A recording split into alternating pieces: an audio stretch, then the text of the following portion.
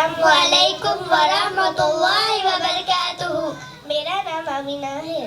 میرا نام سیدہ زہرا ہے، اور آج ہم آپ کے سامنے قرآنی معلومات کے چند سوالات اور جوابات پیش کرنے والے ہیں۔ قرآن مجید کی کیا فضیلت ہے؟ قرآن مجید پر عمل کرنے کی وجہ سے اللہ بہت سی قوم کو ترقی دے دیتا ہے، اور اس کتاب کو چھوڑ دینے سے اللہ بہت سی قوم کو ذلیل کر دیتا ہے۔ قرآن کی فضیلت میں نبی صلی اللہ علیہ وسلم نے کیا فرمایا؟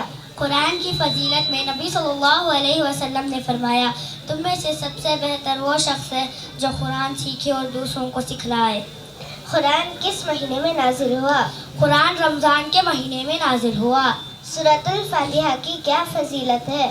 سورۃ الفاتحہ کی فضیلت تمام بیماروں کی شفا ہے۔ اس سورۃ تلاوت کے بغیر کوئی نماز قبول نہیں ہوتی۔ سورۃ البقرہ کی کیا فضیلت ہے؟ جس گھر میں سورۃ البقرہ پڑھی جاتی ہے اس گھر سے شیطان بھاگ جاتا ہے۔ آیت الکرسی کی کیا فضیلت ہے؟ آیت الکرسی کی فضیلت، جو شخص ہر فرض نماز کے بعد آیت الکرسی پڑھتا ہے وہ مرنے کے بعد سیدھا جنت جاتا ہے۔ سونے سے پہلے آیت الکرسی پڑھنے والے کے لیے اللہ کی طرف سے ایک فرشتہ مقرر کیا جاتا ہے جو ہر طرح کے نقصان سے بچاتا ہے۔ سورۃ البقرہ کی آخری 2 آیت کی فضیلت کیا ہے؟ جس گھر میں لگاتار 3 رات سورۃ البقرہ کی آخری 2 آیتیں پڑھی جاتی ہے اس گھر سے شیطان قریب نہیں آتا ہے۔ سورۃ الاخلاص کی کیا فضیلت ہے؟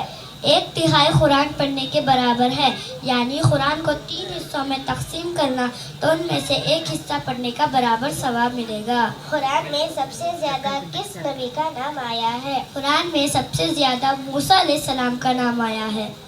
قرآن میں محمد صلی اللہ علیہ وسلم کا نام کون سی جگہ پر آیا ہے؟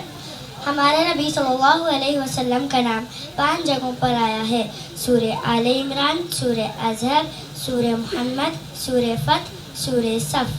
جزاک اللہ خیرا۔ السلام علیکم ورحمۃ اللہ وبرکاتہ۔